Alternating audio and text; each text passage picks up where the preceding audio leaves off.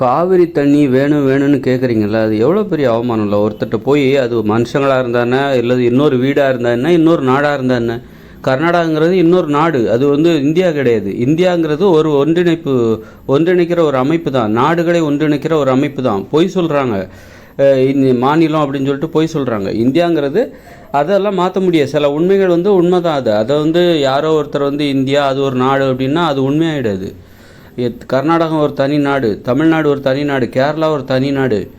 அந்த உண்மையை நாம் ஒத்துக்கிட்டு அதுக்கு தகுந்த மாதிரி தான் நம்ம அந்த உண்மைக்கு பொருத்தமாக தான் நம்ம இந்தியாங்கிறது ஒரு கூட்டமைப்பு, யுனைடெட் ஸ்டேட்ஸ் ஆஃப் இந்தியா அப்படின்னு நம்ம பேர் வைக்கணும். அது அப்போது இன்னும் ஒரு வீட்டில் போயிட்டு நீ எனக்கு தண்ணி கொடுன்னு கேட்குறது, நீ எனக்கு கொடுத்தே ஆகணும்னு நீ பிடிவாதம் பிடிப்பியா? இப்போ காவிரி தண்ணி என்ன காசு கொடுத்தா வாங்குற? சும்மா தானே, அது என்னுடைய உரிமை தண்ணீர், எனக்கு வர வேண்டிய தண்ணீர் நீ சொல்கிற. அப்போ அது என்ன வர வேண்டிய தண்ணீர் அப்படின்னா, இப்போ ஒரு வீட்டில் போயிட்டு எனக்கு நீ கொடுக்கணும் தண்ணி கண்டிப்பாக அப்படின்னு போய் கேட்க முடியுமா? ஒரு வீட்டில் போயிட்டு எனக்கு நீ கண்டிப்பாக தண்ணி கொடுக்கணும், குடிக்கிறதுக்கு தண்ணி கொடுக்கணும், அவங்க என்ன கடையாக வச்சுருக்காங்க? அல்லது காசு கொடுத்தாவது காசு கொடுக்குறான்ல எனக்கு ஒரு கேன் தண்ணி கொடுங்கன்னு கேட்குறதுக்கு? இல்லை நீங்கள் காவிரி தண்ணி என்ன காசு கொடுத்தா கேட்குறீங்க? சும்மா தானே கேட்குறீங்க. சும்மா போய் ஒரு வீட்டில் போய் நீங்கள் காசு எனக்கு தண்ணி கொடுங்க கொடுத்தே ஆகணும்னு நீங்கள் அடம்பிடிப்பீங்களா? கோர்ட்டுக்கெலாம் போவீங்களா? அது மாதிரி ஒரு தனி மனிதர்கிட்ட போய் நீங்கள் எனக்கு குடிக்க தண்ணி கொடுங்க, உங்கள் பாட்டிலில் தான் நிறைய தண்ணி வச்சுருக்கீங்களா, எனக்கு கொஞ்சம் குடிக்க தண்ணி கொடுங்க அப்படின்னு சொல்லிட்டு நீங்கள் கேட்பீங்களா? கொடுத்தே ஆகணும்னு கேட்பீங்களா? கொடுத்தா குடிங்க, குடிக்கலைன்னா கொடுத்தே ஆகணும்னு சொல்லிட்டு கோர்ட்டுக்கு போவீங்களா? நீதிமன்றத்துக்கு போவீங்களா? அதனால் ஒருத்தர்கிட்ட போய் தரல அப்படின்னாக்கப்புறம் அவங்ககிட்ட போய் எனக்கு கொடுன்னு இறந்து போய் நிற்கக்கூடாது, போய் கெஞ்சக்கூடாது. அது அவமானம் இல்லையா? தமிழ்நாட்டுக்கு அவமானம் இல்லையா? இப்போ இஸ்ரேலில் பாருங்கள், அது ஒரு பாலைவனம், அந்த நாட்டிலே அமோகமாக விவசாயம் நடக்குது. இஸ்ரேலில் அமோகமாக விவசாயம் நடக்குது. காரணம் என்ன? அவ்வளோ டெக்னாலஜி இருக்கிற, அவனுக்கு தண்ணியே கிடையாது. அங்கே என்ன காவிரி ஆறா ஓடுது? அங்கே பக்கத்து நாட்டிலேருந்து காவிரிக்காக போராடி நீதிமன்றத்துக்கெல்லாம் போய் அவங்க கொடுக்குற அந்த காவிரி மாதிரி ஏதோ ஒரு ஆறு அந்த இஸ்ரேலில் பாயுது, அந்த தண்ணியை வச்சு தான் அவங்க அமோகமாக விவசாயம் பண்ணிகிட்ருக்காங்களா?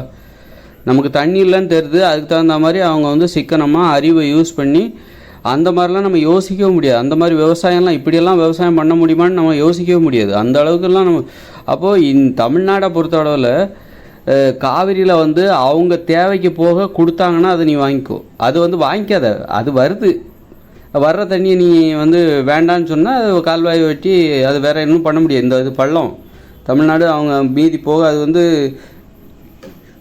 தமிழ்நாட்டில் காவிரி ஆறு வர அது பள்ளத்தில் ஓடுது. அதனால் அவங்க போக மீதி வந்துச்சுன்னா அவங்க போக மீதி விட்றாங்களா அல்லது நமக்காக விட்றாங்களா, அந்த ஆராய்ச்சியே உனக்கு வேண்டாம். காவிரி தண்ணியை நீ எதிர்பார்க்காத. என்னவோ நீ இருக்கிற தண்ணியெல்லாம் சுத்தமாக அப்படி அழகாக சேமித்து வச்சுட்டா மாதிரியும், நீ ரொம்ப ஒழுங்கு மாதிரியும், இங்கே தமிழ்நாட்டுக்காரங்க எல்லாருமே இங்கே பெய்கிற மழை தண்ணியை அவ்வளோ அருமையாக பாதுகாத்து பக்குவமாக பாதுகாத்து சேமித்து நல்லா பயன்படுத்துகிற மாதிரியும் நீ இப்போ அவங்ககிட்ட போய் தண்ணி வேணும்னு நீதிமன்றத்துக்கு போகிற.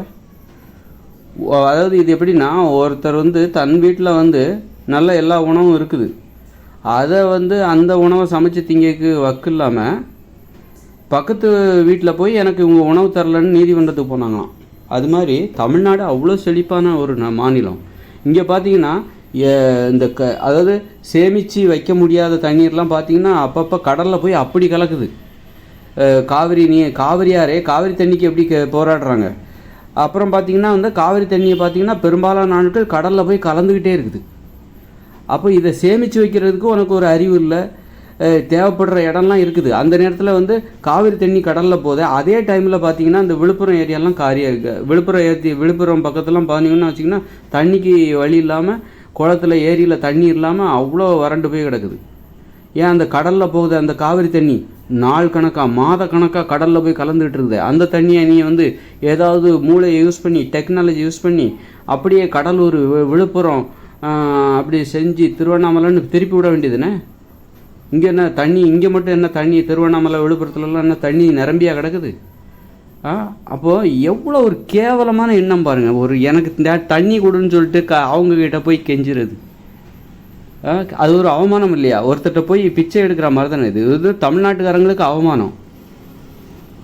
ஏதோ இது உரிமை மாதிரியும், இருக்கிற தண்ணியெல்லாம் நீ ஒழுங்காக பயன்படுத்திட்டா மாதிரியும், இங்கெல்லாம் எங்கே பார்த்தாலும் ஏரிகளையும் குளத்தையும் நீ வெட்டி வச்சிட்டா மாதிரியும், கால்வாயெல்லாம் அழகாக தூர்வாரிட்டா மாதிரியும், ஏதோ இருக்கிற தண்ணியெல்லாம் அற்புதமாக பயன்படுத்திட்ட மாதிரியும், இருக்கிற எல்லாம் மழை பெஞ்சுன்னா அவ்வளோ தண்ணியும் கடலுக்கு தான் போகுது. சேமித்து வைக்கிறதுக்கு ஒரு வழியே கிடையாது. ஏரியை பார்த்திங்கன்னா சமதளமாக இருக்குது, அது ஒரு ஆழமே கிடையாது. அந்த ஏரியை வந்து ஆழப்படுத்தினா ஒரு முறை நிரம்புகிற ஏரி 3 வருஷத்துக்கு நிற்கும் அந்த தண்ணி. ஆனால் இவங்க பார்த்திங்கன்னா 6 மாதம் கூட நிற்க மாட்டேங்குது. அவ்வளோ மழை பெய்யுது, 2-3 புயல்லாம் வருது. இந்த கொரோனா காலகட்டத்தில் அத்தனை புயல் வருது. இந்த விழுப்புரம் பக்கத்தில் பார்த்திங்கன்னா அத்தனை 2-3 புயல் பார்த்திங்கன்னா எல்லா தண்ணியும் நிரம்பி அப்படியே கடலுக்கு போகுது, மரக்காணம் கடலுக்கு போகுது. ஏரியை பார்த்தா ஆழமே கிடையாது, சமதளம். ரோடு எப்படி இருக்கோ அதே மாதிரி தான் ஏரி. அதுக்குன்னு ஒரு ஏரியா ஒதுக்கி வச்சுருக்காங்க, அவ்வளோதான். அதுக்கு பேர் ஏரியா. அதை மட்டும் ஒரு ஆழம், ஒரு 10 அடி ஆழம், ஒரு 20 அடி ஆழத்துக்கு அந்த ஏரியை வந்து ஆழப்படுத்தி வச்சுருந்தாங்கன்னா 3 வருஷத்துக்கு அதில் தண்ணி நிற்கும். இப்படி ஒவ்வொரு ஏரியையும் நீ ஒரு 10 அடி 15 அடின்னு சொல்லிவிட்டு, ஒரு 20 அடின்னு சொல்லிவிட்டு ஆழப்படுத்து, அதோட கரைகளை உயர்த்து, அதை ஒழுங்காக பராமரித்தாலே ஒவ்வொரு ஏரியும் 3 வருஷத்துக்கு தண்ணி சேமித்து வைக்கலாம். வருஷந்தோறும் மழை வரலன்னா கூட பரவாயில்ல, ஒரு வருஷம் விட்டு 2 வருஷம் விட்டு ஒரு வாட்டி மழை வந்தாலே போதும். அந்த ஏரியில் உள்ள தண்ணியை வச்சுக்கிட்டு ஏரி நிரம்பிடும். ஏரியில் உள்ள தண்ணியை வச்சுக்கிட்டு நம்ம பாதுகாக்கலாம். இங்கே எல்லாம் கடலுக்கு தான் போகுது. கடல் தான் மிகப்பெரிய ஏரி, கடலில் தான் இவங்க சேமித்து வைக்கிறாங்க. பெய்கிற மழை தண்ணியெல்லாம் கடலில் சேமித்து வச்சுக்கிட்டு இருக்காங்க. அப்புறம் காவிரியிலேருந்து எனக்கு தண்ணி தரல அப்படின்னு சொல்லிட்டு அங்கே உள்ளவனை போய் பதட்டப்படுத்துறது. அங்கே கர்நாடகாவில் வாழ்ந்துகிட்டு இருக்கிற தமிழர்கள்லாம் நிம்மதியாக வாழ முடியல. இவன் போய் கோர்ட்டுக்கு போய் எங்களுக்கு உரிமையாக தர வேண்டிய தண்ணியை கொடுங்க அப்படின்னு கேட்க வேண்டியது. இங்கே வந்து இருக்கிற தண்ணியெல்லாம் இவர் ஒழுங்காக பயன்படுத்திட்டா மாதிரியும் இங்கே எல்லா தண்ணியும் கடலுக்கு போயிட்டு இருக்குது. இது பத்தாக்குறைக்கு சும்மா இருக்கிறவங்களாம் நோண்டி விட்ட கதையாக அங்கே போயிட்டு வந்து எங்களுக்கு தண்ணி கொடுன்னு கோர்ட்டுக்கு போய் அது ஏதோ ஒரு ஆணையம் வச்சுருக்காங்க. அவங்க வந்து கொடுத்தே ஆகணுன்ட்டுன்னு அவன் வந்து பந்து பண்ணுறாங்க. அப்புறம் அங்கே உள்ள தமிழர்களை அடிக்கிறாங்க, அவமானப்படுத்துகிறாங்க. அப்போ பார்த்தீங்கன்னா அங்கே உள்ளவங்களுடைய வாழ்க்கையும் பாதுகாப்பு இல்லாமல் போகுது, இங்கே உள்ளவங்களுடைய வாழ்க்கையும் பாதுகாப்பு இல்லாமல் போகுது. அப்போ எவ்வளோ முதல்ல வந்து ஒரு சுயமரியாதையோடு யோசிக்கணும். அது வந்து ஆறு, அது இயற்கை, அது வழித்தடம், அது அவங்கவுங்க தான் உரிமை கொண்டாடணும். அதை வந்து யாரும் அணை கட்டி தடுக்கக்கூடாது. அதாவது இன்னும் சொல்லப்போனால் அங்கே மேகதாது அணைன்னு நினைக்கிறேன் கர்நாடகாவில் கட்டிகிட்டு இருக்காங்க. அவங்கள போய் நீ கட்டக்கூடாதுன்னு இங்கேருந்து குரல் எழுப்புறாங்க. அவராவது இந்த தண்ணியை பயன்படுத்திட்டு போட்டுமே, நீ தான் வந்து தண்ணியை மேட்டூர் அணை நிரம்பிச்சுன்னா அப்புறம் கடலுக்கு தான் போகுது. அது மாதக்கணக்காக கடலில் போய் அப்படி ஐயோ அதை பார்க்கும்போது வயிற்றுச்சலாக இருக்குது. அவ்வளோ தண்ணி அப்படி கடலில் போய் கலக்குது. பெரிய ஆறு மாதிரி, பெரிய ஆறு ஒன்று கடலில் போய் வீணாக கலந்தால் எப்படி இருக்கும்? தமிழ்நாட்டில் நிறைய ஏரியா தண்ணிக்கு பஞ்சமாக இருக்குது. இங்கே பார்த்தா கடலில் கலக்குது. அப்படி இருக்கும்போது கர்நாடகாவில் மேகதாது அணை கட்டுறாங்கல்ல, அவங்களாவது அந்த அணையை கட்டி அந்த தண்ணியை பயன்படுத்தட்டுமே. எங்கேயோ ஒரு இடத்துல அது வளமாக இருக்கட்டுமே. எங்கேயோ ஒரு இடத்துல அந்த தண்ணீர் பயன்படுத்தப்படுகிறது. நீயும் பயன்படுத்த மாட்ட, அவங்களையும் பயன்படுத்த விட மாட்ட. நீயாவது வந்து அந்த மேட்டூர் அணை நிரம்பிச்சுன்னா கடலுக்கு போகிற தண்ணியை சேமித்து வைக்கிறதுக்கு ஏதாவது அணைகளை உருவாக்கு, நிறைய அணைகளை உருவாக்கு, சின்ன அணைகளை உருவாக்கு. அல்லது தேவைப்படுகிற மாவட்டங்களுக்கு திருப்பி விடுறதுக்கு ஏதாவது டெக்னாலஜி, வீராணத்துலேருந்து தண்ணியை வந்து குடிநீர் தண்ணியை வந்து குழாய் மூலமாக சென்னைக்கு கொண்டு போக தெரியுதுல்ல, அதுக்கான தொழில்நுட்பம்லாம் தெரிஞ்சு வச்சுருக்கேன்ல, அதெல்லாம் பண்ணி சென்னைக்கு கொண்டு போக முடியுதுல்ல. சென்னைக்கு தண்ணி தேவைப்படுதில்ல, தண்ணி நமக்கெல்லாம் தண்ணியே தேவை இல்லையா? அப்போ அந்த கடலில் கலக்கிற அந்த தண்ணியெல்லாம் சென்னைக்கு போகிற மாதிரி ஏதாவது ஏற்பாடு, ஏதோ ஒரு மக்கள் பயன்படுத்தணும். அது கர்நாடக மக்களாக இருந்தால் என்ன, தமிழ்நாட்டு மக்களாக இருந்தால் என்ன, அவங்களும் மனுஷன் தானே, அவங்களையும் மனுஷங்களாம் என்ன. அப்போ அங்கே நீ மேகதாது அணை கட்டக்கூடாதுங்கிறிய, அப்போ அவங்க வந்து காவிரி நீர் உனக்கு தரமாட்டேன்னு சொல்கிறதுல இப்போ 2 பேரும் ஒன்று தானே. ஏதோ காவிரி நீர் அவங்க நமக்கு தரலையா, அப்போ நீ கூட தான் சொல்கிற மேகதாது அணையை கட்டக்கூடாதுங்கிற. மேகதாது அணை கட்டினா அவங்க பயன்படுத்த போகிறாங்க, அவங்க காவிரி நீர் நமக்கு தந்தால் நம்ம பயன்படுத்த போகிறோம். அவங்க என்ன சொல்கிறாங்க, நமக்கு காவிரி நீர் தரமாட்டேங்கிறாங்க. நீ என்ன சொல்கிற, அந்த மேகதாது அணையை கட்டக்கூடாதுங்கிற. இப்போ 2மே ஒன்று தானே. நீனும் தமிழ்நாட்டுக்காரனும் கர்நாடகாரனும் ஒரே மாதிரி தான் யோசிக்கிறீங்க. ஏதோ ஒரு ஆள், அதாவது யாரோ ஒருத்தர் வந்து யாரோ ஒரு மக்கள், அவங்க கர்நாடகாரங்களாக இருந்தாங்கன்னா தமிழ்நாட்டுக்காரங்களாக இருந்தால் யாரோ ஒருத்தர் அந்த நீரை பயன்படுத்துகிறதுக்கு முயற்சி செய்கிறாங்கல்ல, மேகதாது அணை கட்டுறாங்கன்னா அவங்கள பாராட்டணும். அதனால் வந்து அவங்களாவது அந்த தண்ணியை சேமித்து வச்சு அதை வந்து எங்கேயோ ஒரு உற்பத்தி, எங்கேயோ ஒரு மக்கள் வந்து அதை வந்து பயன்படுத்துகிறாங்களோ அந்த தண்ணியை. நீ வந்து நீ பயன்படுத்தாத குறைக்கு கடலில் வந்து வீணாக கலந்துக்கிட்டு இருக்கிற. அப்படி இருக்கும்போது அவங்க அந்த தண்ணியை பயன்படுத்தும் போது அவங்கள நம்ம பாராட்ட தானே செய்யணும். அங்கே இருக்கிற மக்களும் மனுஷங்க தானே, அவங்க என்ன வேற ஒரு மொழி பேசுகிறாங்க அவ்வளோதானே, அவங்களாவது அதை பயன்படுத்திட்டு போட்டோம். நமக்கெல்லாம் உண்மையிலே காவிரி தண்ணி தரலைன்னா போயிட்டு போ, நீ ஒன்றும் தர தேவையில்ல. அதை பற்றி எதிர்பார்க்காதீங்க. அவங்க மேகதாது அணை நிரம்பினா என்ன, கபினி அணை நிறைஞ்சி அப்புறம் திறந்து விட்டா என்ன, வந்தா என்ன, வராமல் போனா என்ன, அதை எதிர்பார்க்காதீங்க. அதை எதிர்பார்க்காமலே என்னால் விவசாயம் பண்ண முடியும், என்னால் ஜெயிச்சு காட்ட முடியும் அப்படின்னு நினச்சிக்கோ. வரதான் செய்யும். அப்படி நீ நினச்சா கூட, எனக்கு அது தேவையில்லைன்னு நீ சொன்னால் கூட, காவிரியில் வர தண்ணி வரதான் செய்யும். அது வந்தால் போகுது, அதை எதிர்பார்க்கவே தேவையில்லை. அதை நம்ம எதிர்பார்க்கலனாலும் அது நமக்கு வரதான் செய்யும். நீ மழையை எதிர்பார்க்கலன்னா மழை பெய்யாமலாம் இருக்க போது, பெஞ்சிட்டா மட்டும் நீ மழையை எதிர்பார்க்கலன்னா, மழையை நான் எதிர்பார்க்கவே இல்லைன்னு சொன்னால் கூட மழை பெஞ்சால் அதை நீ பயன்படுத்த தான் போகிற, பயன்படுத்தி தான் ஆகணும். அதே மாதிரி தான் காவிரி நீரும் அப்படி தான். அதனால் காவிரி தண்ணிக்காக போய் கையேந்தி நிற்காது, அது பெரிய அவமானம். இஸ்ரேல் நாட்டுக்காரங்களை பற்றி அவங்ககிட்ட போய் கற்றுக்கோங்க. அந்த பாலைவனத்தில் அப்படி அற்புதமாக இருக்கிற தண்ணியை வச்சுட்டு அவங்க எவ்வளோ அழகாக விவசாயம் பண்ணிகிட்டு இருக்காங்க, அதற்கேற்ற விவசாயத்தை பண்ணுறாங்க. நீ பிடிவாதமாக இருக்காத, நெல் தான் நான் விளைய வைப்பேன், இப்போ உனக்கு கொஞ்சம் தான் தண்ணிப்பா, கர்நாடகா உனக்கு தண்ணியே தரல, இப்போ உனக்கு கொஞ்சம் தான் தண்ணி கிடைக்குது, இந்த தண்ணியை வச்சுட்டு உன்னால் நெல் விவசாயம் பண்ணவே முடியாது அப்படின்னா உன் விவசாய முறையை மாற்று. ஏன் பிடிவாதமாக இருக்கிற? வேறு ஏதாவது இருக்கிற தண்ணிக்கு என்ன விவசாயம் பண்ண முடியுமோ அதை பண்ணு. இல்லைண்ணா இதுதான் காலத்துக்கு தகுந்த மாதிரி மாறு. அதாவது உனக்கு என்ன வசதி இருக்கோ உனக்கு, ஆனால் சுயமரியாதையோடு யார்கிட்டையும் போய் கையேந்தாத. அவமானமாக இருக்குது. தண்ணி கொடுன்னு போய் என்ன அதில் பிச்சை எடுக்கிற மாதிரி, அது என்ன உரிமை? இருக்கிற தண்ணியை முதல்ல, நமக்கு அவ்வளோ தண்ணி இங்கே இருக்குது. இங்கெல்லாம் பார்த்தா தமிழ்நாடு பரவலாக பார்த்தீங்கன்னா ஒரு ஏரி குளம் ஒழுங்காக கிடையாது, அதெல்லாம் சேமித்து வைக்கிறதுக்கு ஒரு வழி கிடையாது. இதெல்லாம் என்ன அரசியல்வாதிகளுக்கு என்ன, அரசியல்வாதியாக மம்பட்டி எடுத்து ஏரியை வெட்ட போகிறாங்க, ஒரு கையெழுத்து போட்டால் போதும். அதுக்கு நிறுவனங்கள் இருக்காங்க, தனியார் நிறுவனங்கள் இருக்காங்க, அவங்ககிட்ட போய் ஒப்பந்தம் போட்டு இந்த ஏரியா எனக்கு அற்புதமாக கட்டி கொடுங்க, ஆழப்படுத்தி சுற்றுவட்டை போட்டு எனக்கு ஏற்படுத்தி கொடுங்கன்னு கையெழுத்து போட்டால் போதும், நிதியை ஒதுக்குனா போதும். அப்படியே உருவாக்கி கொடுத்துட்டு போகிறாங்க. பணம் என்ன உங்கள் மடியில் உங்கள் சொந்த காசையாக கொடுக்குறீங்க? அந்த ஆட்சியாளர்களை கேட்குறேன், உங்கள் சொந்த காசையாக கொடுத்துட்ருக்கீங்க? அப்புறம் மக்கள் பணத்தை தானே கொடுக்குறீங்க, கையெழுத்து தானே போட போகிறீங்க. நீங்களாக போய் மண்வெட்டி எடுத்து அந்த ஏரியை ஆழப்படுத்த போகிறீங்க அல்லது அணைகளை உருவாக்க போகிறீங்க? அவங்க ஆளை வச்சு உருவாக்கிக்க போகிறாங்க. அது கூட உனக்கு மனசு இல்லை. அந்த அளவுக்கு மக்களுக்கு எதுவும் நல்லது செஞ்சிடக்கூடாது, பிறருக்கு எதுவும் செய்யாமலே உயரமான இடத்துக்கு வந்துட்டாங்க. அதாவது எதுவும் செஞ்சிடக்கூடாது, இந்த மக்கள் நல்லா இருந்துடக்கூடாது, தன்னை தவிர மற்றவங்க நல்லா இருந்துடக்கூடாது, தான் குடும்பம் உறவினர்கள் இவங்க தான் நல்லா இருக்கணும், மற்றவங்க நல்லா இருந்துடக்கூடாது.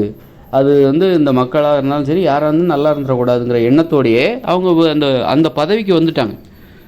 அந்த பதவியில் இருந்துக்கிட்டு உனக்கு அதிகாரம் இருக்குது, பணம் இருக்குது, ஒரு கையெழுத்து போட்டால் போதும் செய்வதற்கு அவ்வளோ பேர் இருக்காங்க, எத்தனை பேர் வேலை இல்லாமல் இருக்காங்க.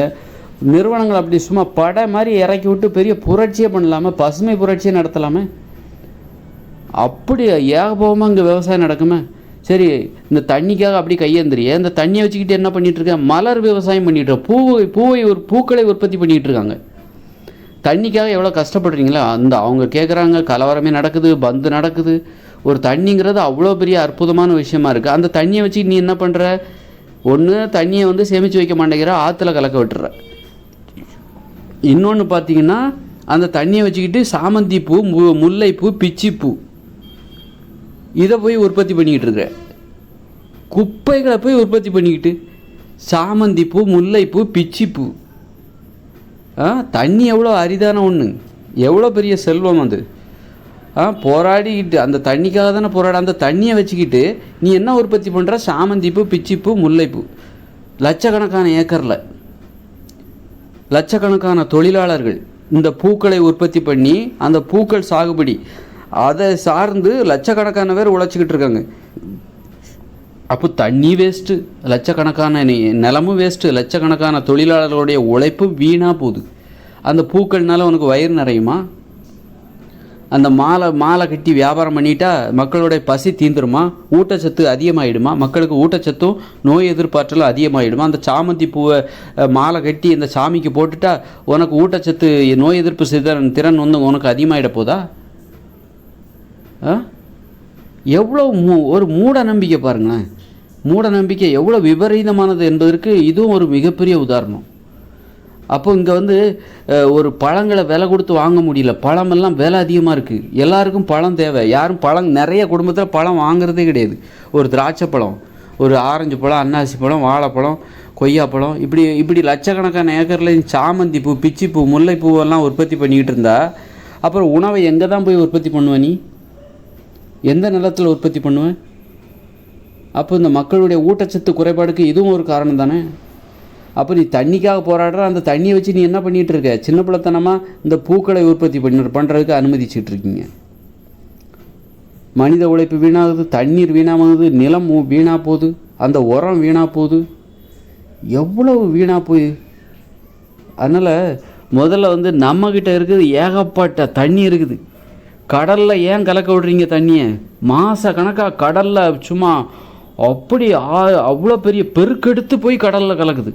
அதை பார்க்க முடியாது. ஒருத்தரெல்லாம் ஒரு நல்ல மக்கள் மீது அக்கறை உள்ள வருஷங்களாம் அந்த காட்சியெல்லாம் பார்க்க முடியாது. அவ்வளோ வயிற்றுச்சலாக இருக்கும். என்னடா இவ்வளோ தண்ணி கடலில் கலக்குது, தமிழ்நாட்டில் எத்தனை மாவட்டங்களுக்கு தண்ணீர் தேவை, அதை எப்படியெல்லாமோ கொண்டு போகலாமே, கொண்டு போய் சேர்த்து தமிழ்நாட்டில் இருக்கிற அத்தனை ஏரி குளங்களையும் நிரப்பலாமே, ஏரி குளங்களை ஆழப்படுத்தலாமே. நம்மலாம் வந்து அதாவது கெட்ட எண்ணம் பிடிச்ச சோம்பேறிகள். தமிழர்களை ஆட்சி செய்கிற ஆட்சியாளர்கள் இருக்காங்கள்ல, அவங்களாம் கெட்ட எண்ணம் பிடிச்ச சோம்பேறிகள், ஆக்கப்பூர்வமாக சிந்திக்க தெரியாதவர்கள். அரசியலுக்காக, அதுவும் அரசியல் செய்கிறதுக்காக இதில் எப்படி இவங்க அரசியல் பண்ணுவாங்கன்னே எனக்கு புரியல. இதில் எப்படி இது அரசியலுக்காக இவர்கள் பயன்படுத்துகிறார்கள்? இதையும் எப்படி அரசியலாக எப்படி பயன்படுத்துகிறாங்க, எப்படி மாற்றுறாங்க? இதனால் என்ன இவங்களுக்கு லாபம் கிடச்சிட போகுது? பெரிய புரட்சியை உண்டு பண்ணலாம். இவங்ககிட்ட இருக்கிற அதிகாரத்தை பயன்படுத்திக்கிட்டு இந்த ஆட்சியாளர்கள் தங்களிடம் உள்ள அதிகாரத்தை பயன்படுத்தி இந்த தமிழ்நாட்டில் மிகப்பெரிய புரட்சியை ஏற்படுத்தலாம்.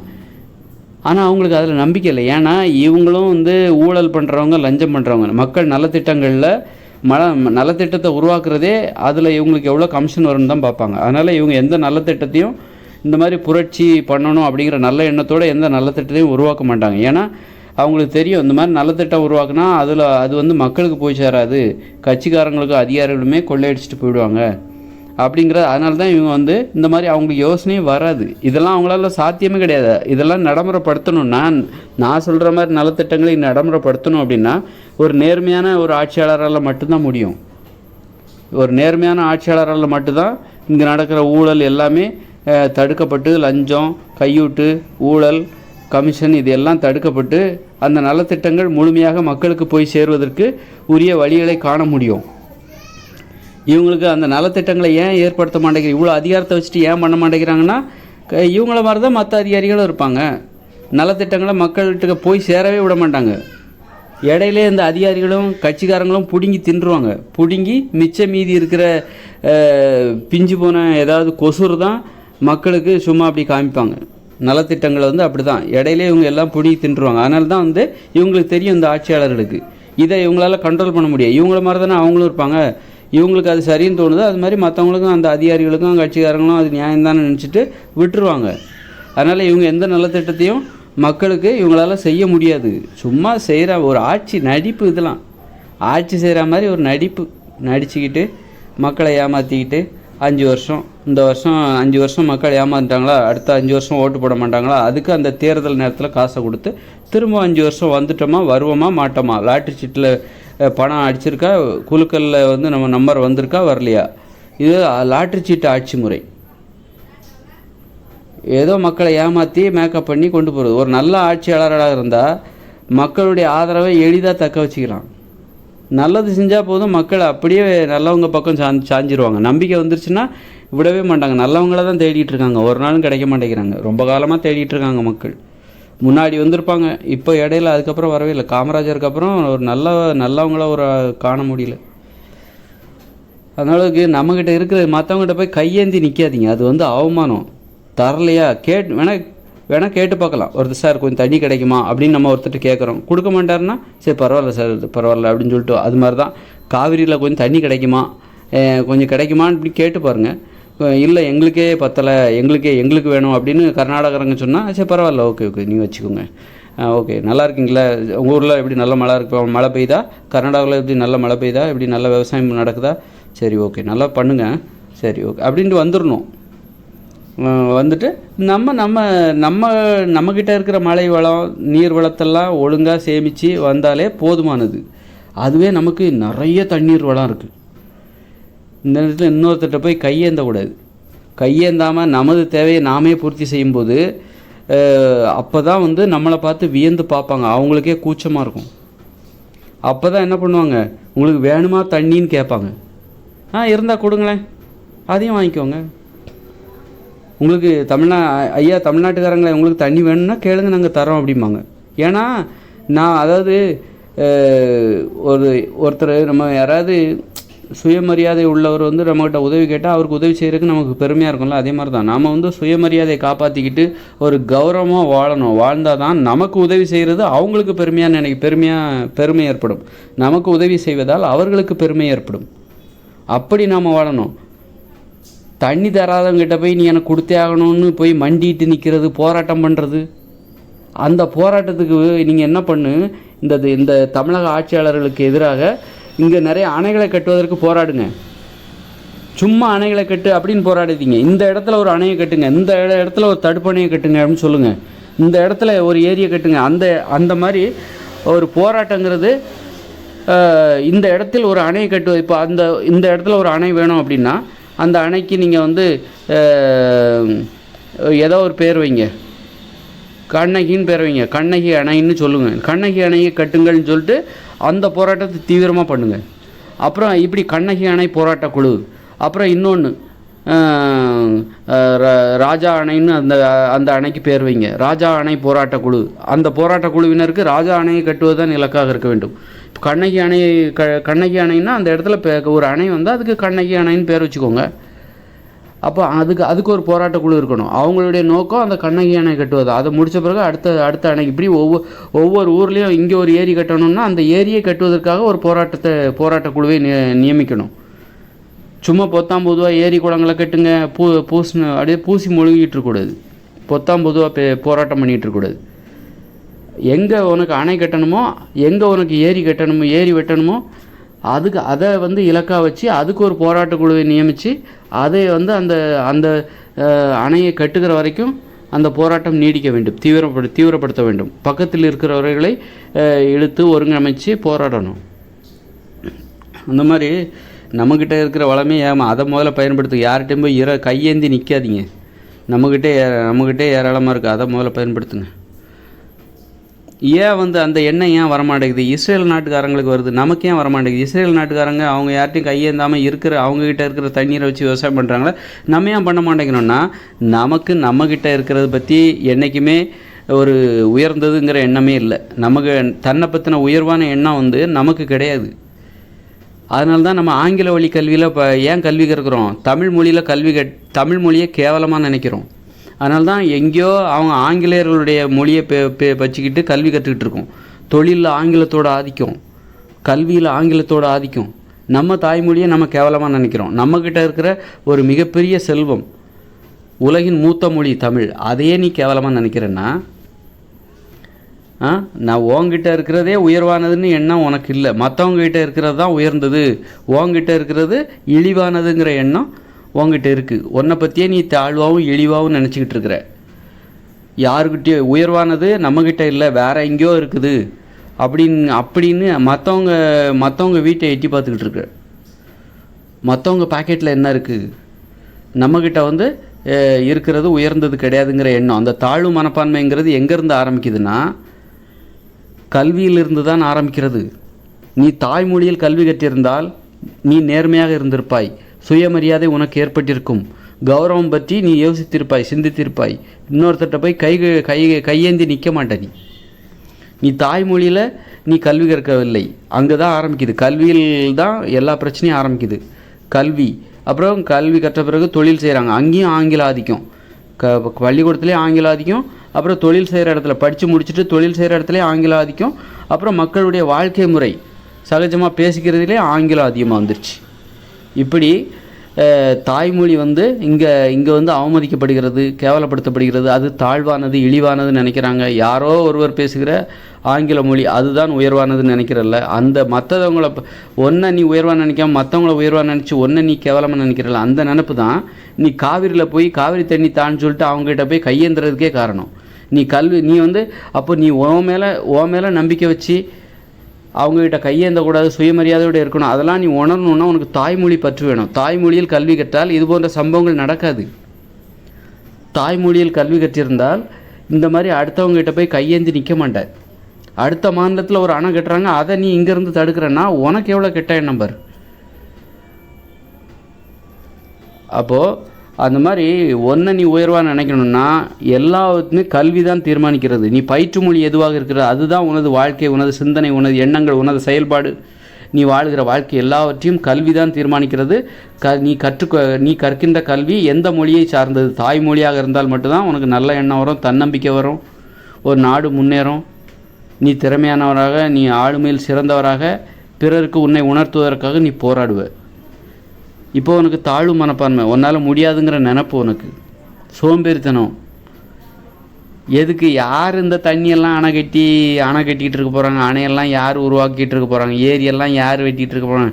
அதுக்கு பதிலாக நீ தண்ணியை திறந்து விட்டுருப்பா. அது வர்றது வரைக்கும் வரட்டும், வந்த வரைக்கும் வரட்டும், நாங்கள் வந்த வரைக்கும் பயன்படுத்திக்கிறோம், அப்படியே கடலில் போனால் போட்டோம். இதுக்காக நாங்கள் போய் எங்கள் தமிழ்நாட்டில் பெய்கிற மழை தண்ணியெல்லாம் சேகரித்து ஏரி குளம்லாம் வெட்டிகிட்டு இருப்போமா? ஏடா போப்பா, மானமாவது கௌரவமாவது.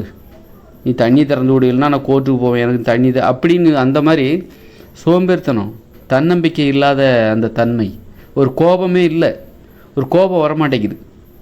காரணம் சுயமரியாதையற்ற ஒரு வாழ்க்கை முறை, கௌரவமற்ற ஒரு வாழ்க்கை முறை, மானத்தை இழந்த ஒரு வாழ்க்கை முறை, தன் மீது நம்பிக்கை இல்லாத, தன்னம்பிக்கை இல்லாத ஒரு வாழ்க்கை முறை.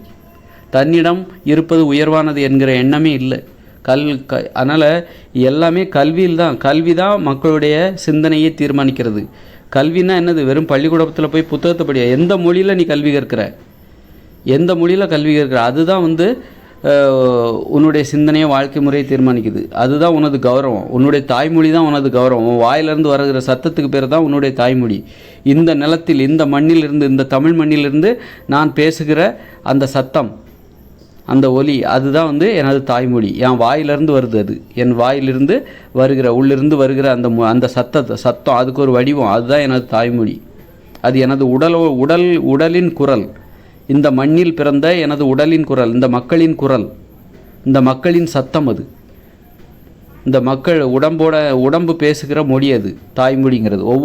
ஒவ்வொரு மண்ணிலும் உள்ள அந்த மக்கள் பேசுகிற சத்தம் தான் அது தாய்மொழி. அதுக்கு பேர் தான் தாய்மொழி. தாய்மொழிங்கிறது ஏதோ மொழிக்கும் நமக்கும் சம்பந்தம் இல்லை. அது எனது உடம்பிலிருந்து வெளிவருகிற சத்தம் எனது தாய்மொழியாக நான் உணர்கிறேன். அதுக்குன்னு ஒரு சத்தம் இருக்குது. தாய்மொழி உச்சரிப்புன்னு ஒன்று இருக்குல்ல, நாம் சத்தமாக பேசுவோம். அது இந்த இயற்கை சார்ந்தது, இந்த வெப்பம் சார்ந்தது. நல்ல வெப்ப பகுதியில் நம்ம வாழ்கிறோம், அதனால் ஆற்றல் நிறைய கிடைக்குது, அதனால் சத்தமாக பேசுகிறோம். வெள்ளைக்காரங்கள்லாம் தொண்டைக்குள்ளேருந்து பேசுவாங்க. இந்த மாதிரி நம்மளை மாதிரி சத்தமாக பேச மாட்டாங்க. காரணம், அவர்களுக்கு ஆற்றலே கிடைக்காது, சூரிய ஒளியே கிடைக்காது. அதனால் அவர்களுக்கு ஆற்றல் குறைவாக இருக்கும். அதனால் இவ்வளோ எனர்ஜெட்டிக்காலாம் பேச முடியாது, இவ்வளோ ஆற்றலோடு பேச முடியாது, சத்தமாலாம் அவங்களால பேச முடியாது. அதற்கு தகுந்தாற் போன்று தான் அவர்கள் பேசுகிற மொழியும் அப்படி தான் உச்சரிப்பு திறன், மொழி உச்சரிப்பு திறன்லாம் அதுக்கு தகுந்த மாதிரி தான் இருக்கும். அந்த ஆங்கில உச்சரிப்புலாம் அதற்கு தகுந்த மாதிரி. அது குளிர் பிரதேசத்தில் வசிக்கிறவர்களுடைய உச்சரிக்கிற மொழி அது. நம்ம பகுதியில் அது. அதனால் தாய்மொழின்றது அவ்வளோ அற்புதமான உடலின் குரல், உடலின் சத்தம். எனது உடல் சத்தம் போட்டுச்சுன்னா அது எனது தாய்மொழியாக இருக்கிறது. அப்படி தான் புரிஞ்சுக்கோங்க.